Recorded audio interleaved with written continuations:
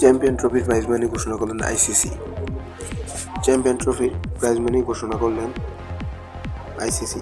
শিরোপা জিতলে বাংলাদেশ কত টাকা পাবে? আমরা চ্যাম্পিয়ন হওয়ার লক্ষ্যে যাচ্ছি। চ্যাম্পিয়ন ট্রফিকে সামনে রেখে দেশ ছাড়ার আগে দেওয়া এই বক্তব্য নাজমুল হাসান শান্তর। বোঝা যাচ্ছে বাংলাদেশ অধিনায়ক বেশ আশাবাদী।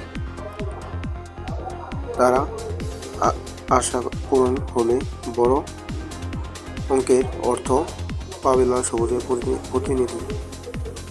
শুক্রবার ICC champion trophy prize money ঘোষণা করলেন।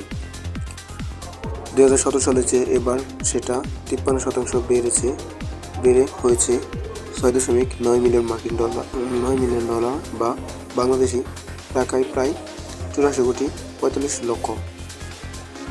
চ্যাম্পিয়নদের জন্য বরাদ্দ প্রায় 27.6 লাখ টাকা, রানার্স আপদের জন্য 14.49 লাখ।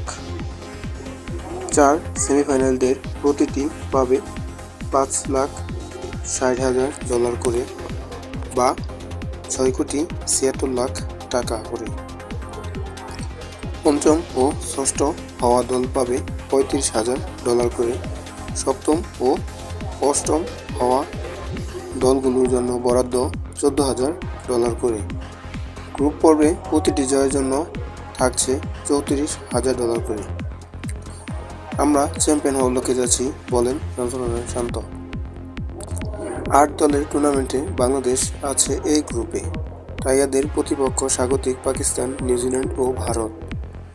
20 ফেব্রুয়ারি ভারতের বিপক্ষে ম্যাচ দিয়ে নাজমুল হাসান শান্তরা টুর্নামেন্ট শুরু করবেন। তারা যদি একটি ম্যাচও না জিতেন তাও অর্থ পাবে। শুধু অংশগ্রহণের জন্যই বরাদ্দ করা হয়েছে $25,000 বা 1,51 লক্ষ টাকা করে। 19 ফেব্রুয়ারি থেকে পাকিস্তান ও সংযুক্ত আরব আমিরাতে শুরু হবে চ্যাম্পিয়ন ট্রফি। 2 গ্রুপে 2টি করে মোট 4টি দল উঠবে সেমিফাইনালে। দুবাইয়ের 4 ম্যাচ অনুষ্ঠিত হবে প্রথম সেমিফাইনাল। লাহোরে দ্বিতীয়টি 5 মার্চ, ফাইনাল 9 মার্চ। এর ভেন্যু এখনও চূড়ান্ত হয়নি। ভারত ফাইনালে উঠলে ম্যাচ দুবাইয়ে, অন্যথায় লাহোরে।